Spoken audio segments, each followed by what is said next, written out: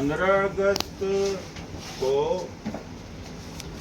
मोदी जी के जो आर्थिक सलाहकार परिषद के अध्यक्ष विवेक देवराय ने लिखा कि संविधान बदलने की जरूरत है, नया संविधान आना चाहिए। इसके अतिरिक्त वन नेशन वन इलेक्शन के लिए का presidential form of the government यानी parliamentary form of the government से हट करके राष्ट्रपति प्रणाली की ओर देश का बढ़ना वह भी संविधान को खत्म करने के बराबर। इसके अलावा भी बाबा साहब डॉक्टर अम्बेडकर का भयंकर अपमान, एक अछूत ने, एक दलित ने लिख दिया, इंडिया का नाम सुझाया था और इंडिया चूंकि उन्होंने सुझाया था इसलिए मोदी जी की सरकार इंडिया को हटा रही और राष्ट्रपति के द्वारा जो निमंत्रण भेजा गया उसमें इंडिया हटा करके भारत किया गया और G20 समिट में भी प्रधानमंत्री जी ने अपने नेम प्लेट पे भारत लिखा, इंडिया नहीं। तो इतना नफरत है। और जब संविधान बन रहा था तो आरएसएस के चीफ गोलवलकर ने कहा था कि डॉक्टर अम्बेडकर ने तो संविधान विभिन्न देशों से लेकर के यानी जोड़ा है, कट पीस इकट्ठा करके जोड़ा है। फिर 12 दिसंबर 1949 में संविधान की प्रति जलाई गई थी और बाबा साहब का पुतला जलाया गया था। ये उस समय हिंदू महासभा आरएसएस हुआ करता। वाजपेयी की सरकार जब बनी तो वाजपेयी की सरकार ने संविधान में बदलाव के लिए एक आयोग बनाया था वेंकटचलैया के नेतृत्व। मैं कहता हूँ कि कोई भी नागरिक हो जो सेकुलर है, मानवतावादी है, उसके लिए 2 महीने का समय है। अगर 2 महीने में घर से निकल करके 3 महीने में आवाज़ उठा सका तो संविधान बच जाएगा। मेरा कहने का मतलब यह है कि उसके बाद में जब चुनावी मोड में आ जाएंगे तो प्रचार प्रसार का समय नहीं रहेगा, जागरण का समय नहीं रहेगा। अगर 2024 में दोबारा लौटते हैं तो हो सकता है कि आज जो मैं आपके सामने बैठा हूँ, न आप बैठे रहेंगे न हम बैठे रहेंगे। और इसलिए 5 नवंबर को रामलीला मैदान में रैली रखी गई है। एक आदमी जो चुनाव लड़ने की तैयारी कर रहा हो वह सब कुछ राजनीति छोड़ करके 3 महीने 4 महीने इस सामाजिक काम पे लग रहा हो, उस क्षति को मैं ही जानता हूँ। लेकिन संविधान बचाने ज़्यादा जरूरी है। मेरा व्यक्तिगत हित जरूरी नहीं है, संसद में पहुँचूँ या न पहुँचूँ उसका वो जरूरी नहीं है। और वास्तव में जो मैं बता रहा हूँ कि जो भी लोकसभा की तैयारी करता है साल 1.5 साल से अपने क्षेत्र से हिलता नहीं। और कल हरदोई में बड़ा सम्मेलन किया संविधान बचाने के लिए। तो मेरा ये कहने का मतलब है कि सबसे मैं प्रार्थना कर रहा हूँ ये परिसंघ को ही न समझा जाए, आप अपने को भी इसको अलग न समझें। 5 नवंबर को वो हमारी रैली नहीं, बहुजन की रैली है, संविधान बचाने वालों की रैली है, दिल्ली की रामलीला मैदान। इसके आगे कोई मौका नहीं मिलने वाला, शायद फिर न मौका मिल सके जिस तरह से रफ्तार चल रही। G20 समिट में सैकड़ों पत्रकार विदेश से आए, वो तक नहीं। और अमेरिका के राष्ट्रपति जहाँ भी जाते हैं प्रेस जरूर करते हैं। प्रेस कॉन्फ्रेंस इसलिए नहीं कर पाए कि यहाँ के प्रेस के सामने प्रधानमंत्री, भारत के प्रधानमंत्री आना नहीं चाहते। ये कोई प्रेस की आज़ादी है? इतना बंधक प्रेस कहीं नहीं होगा। मेरा ख्याल है कि चीन और रूस में भी नहीं होगा।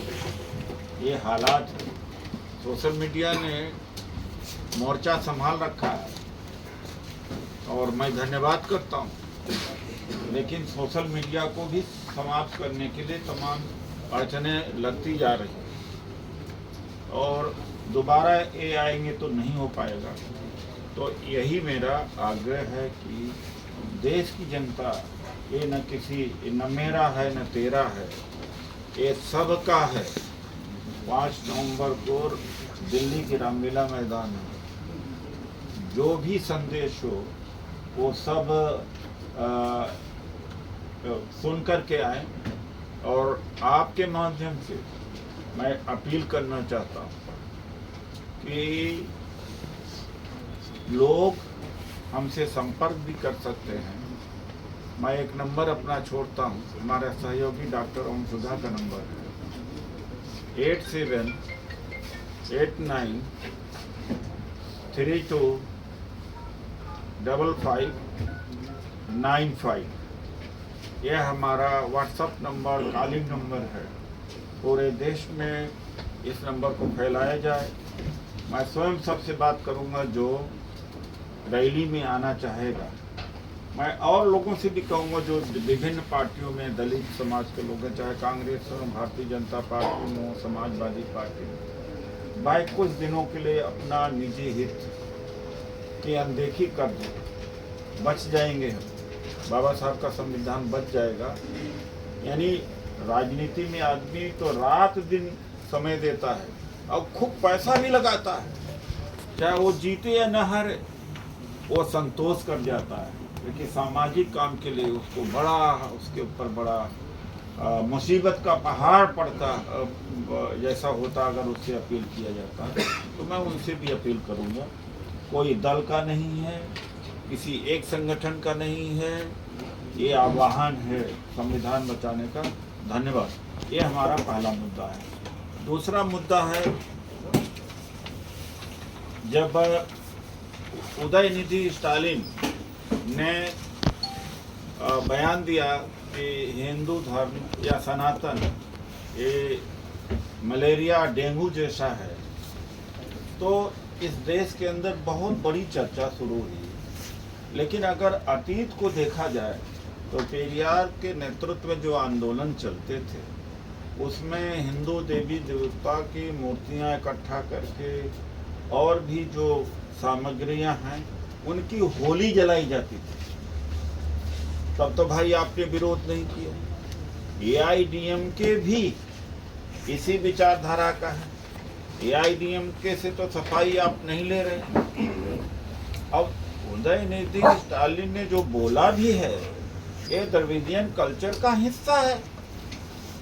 अब आप डीएमके से दो हाथ करिए, बजाय कि आप पूरे देश के अंदर माहौल खराब करने का कोशिश कर रहे हैं कि हिंदू धर्म नष्ट हो रहा है। भाई या सनातन, एक तरफ ये कहते हैं कि सनातन आदि और अनंत है, शाश्वत है, तो भाई शब्दों से क्या सनातन मिट जाए, सनातन खत्म हो जाएगा? एक माहौल मिल गया। ऐसे माहौल में इस पर मोदी जी ने कहा था कि मंत्री हमारे जवाब दें, सख्ती से जवाब दें। तो मैंने स्वीकार किया कि हम सख्ती से संवाद करने को तैयार हैं। फौरन प्रधानमंत्री जी को पत्र लिखा। हमने कहा कि सनातन पर बहस करने के लिए हम तैयार हैं। ये 52% जो पिछड़ों को आरक्षण मिला था, जिसका विरोध आरएसएस बीजेपी में किया था, ये क्या सनातनी नहीं है? और जब अखिलेश यादव की कोठी का गंगा जल से पवित्र किया जाता है तो सनातनी नहीं है? और रामनाथ कोविंद जी और द्रौपदी मुर्मू जी का जब पुरी के मंदिर में अपमान होता है तो क्या सनातनी नहीं है? आरक्षण का विरोध क्या ईसाई मुसलमान करते हैं? ये दुर्भाग्य की बात है कि मंडल के विरोध में कमंडल निकला, बाद में कमंडल में मंडल काफी हद तक अंदर आ गया। अब मंडल को कमंडल से निकालना है।